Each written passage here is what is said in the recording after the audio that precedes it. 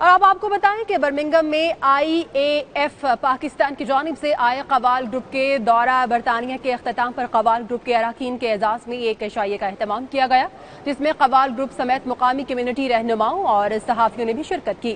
Birmingham سے report کر رہے ہمارے نمائندے عابد قاسمی۔ IAFA پاکستان کی جانب سے برطانیہ کے دورے پر آئے قوال گروپ کا کامیاب دورہ برطانیہ اختتام پذیر۔ پاکستان روانگی سے قبل قوال گروپ کے اعزاز میں برمنگھم کے مقامی ریسٹورانٹ میں ظہرانہ دیا گیا۔ ظہرانے کا اہتمام آرٹس ڈائریکٹر عابد اقبال نے کیا۔ میزبان عابد اقبال نے کہا کہ صوفی ازم کو فروغ دینے کے لیے برطانیہ میں جاری کوششیں قابل تعریف ہیں۔ نوجوان نسل قوالی میں دلچسپی لے رہی ہیں۔ where they haven't performed.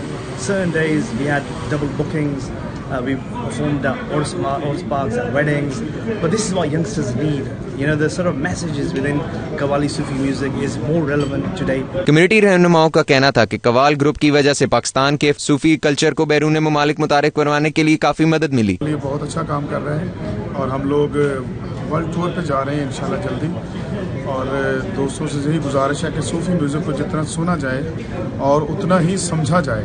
اگر آپ سمجھیں گے تو انشاءاللہ آپ کی زندگی بہت آسان۔ پاکستان سے آئے قوال عمران علی اور فریاد علی نے برطانیہ میں بہترین رد عمل پر شائقین کا شکریہ ادا کیا۔ ہم تمام اپنے سننے والے اور چاہنے والے جو یہاں UK میں ہیں، پاکستان میں ہیں، جن لوگوں نے ہمارے بہت ہی اچھے پروگرام ارینج کیے، اور ان کا ہم تہہ دل سے IAFA گروپ کی جانب سے بہت بہت شکریہ ادا کرتے ہیں۔ قوالوں کا کہنا تھا کہ برطانیہ میں انہیں بے پناہ محبت ملی۔ قوالی کو عالمی سطح پر متعارف کروانے کا یہ سلسلہ جاری رہے گا۔ لے جب بھی نام والی یہ دو جہاں کا، لے جب بھی نام پڑھیے لاکھوں کروڑوں درود و سلام والی یہ دو جہاں۔